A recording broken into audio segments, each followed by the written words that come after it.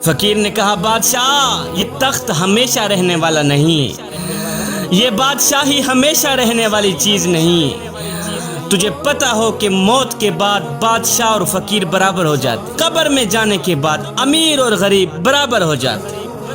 اگر تو کسی کی قبر کھول کر دیکھے تو یہ معلوم ہرگز نہیں کر سکے گا کہ کون سخی ہے کون منگتا ہے، کون بادشاہ ہے کون فقیر ہے، کون شاہ ہے کون گدھا ہے۔ ہرگز معلوم نہیں کر سکے گا کہ یہ شخص جس کی کھوپڑی کو مٹی نے کھا لیا، جس کا موٹا تازہ بدن مٹی کا رزق بن گیا، جس کی خوبصورت اور نشیلی آنکھیں کیڑوں اور مکوڑوں کی غذا بن گئی، یہ زندگی میں کس مرتبے اور شان کا مالک تھا۔ ہرگز معلوم نہیں کر سکے۔ ہے جب چلتا تھا تو ہزاروں بندے پیچھے چلتے تھے، ہزاروں بندے سلوٹ کرتے تھے۔ جب یہ گھوڑے پہ بیٹھ کے لگام پکڑتا تھا تو ایسے سمجھتا تھا کہ کائنات کا سارا نظام میری مٹھی میں آ گیا ہو۔ ہے جب مرا، قبر میں جانے کے بعد ہر وقت تخت کو، بادشاہی کو ہمیشہ کے لیے قائم رکھنے کا سوچنے والی قیمتی کھوپڑی مٹی کا رزق بن گئی، موٹا تازہ بدن مٹی کا رزق بن گیا۔ فقیر نے کہا بادشاہ یہ حشر صرف ان مرنے والے حکمرانوں کا نہیں ہوا، تیرا بھی ہونے والا ہے۔ یہ سب کچھ سننے کے بعد بادشاہ نے کہا فقیر میاں مجھے کوئی اچھی سی نصیحت کریں۔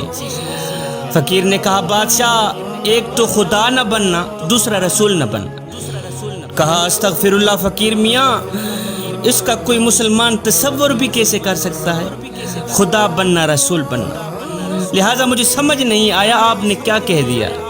فقیر نے کہا بادشاہ خدا بننے کا مطلب یہ ہے کہ تم یہ خواہش کرو کہ تم زندگی میں جو چاہو وہ ہو جائے، لہٰذا یہ شان صرف اللہ کی، جو چاہو وہ ہو جائے، ہرگز نہیں، یہ شان صرف اللہ کی۔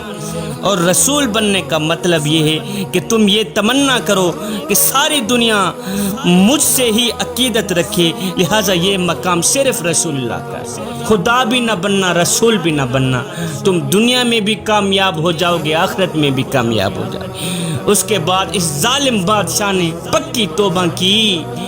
پکی توبہ کرنے کے بعد اپنے دل کا تعلق کریم رب سے جوڑ لیا۔ پھر اس نے اپنے رب کو اتنا راضی کیا، صبح ہے تو قیام میں ہے، سجدے میں، شام ہے تو نماز میں ہے، اللہ اکبر، رات ہے تو نفلیں پڑھ رہا ہے۔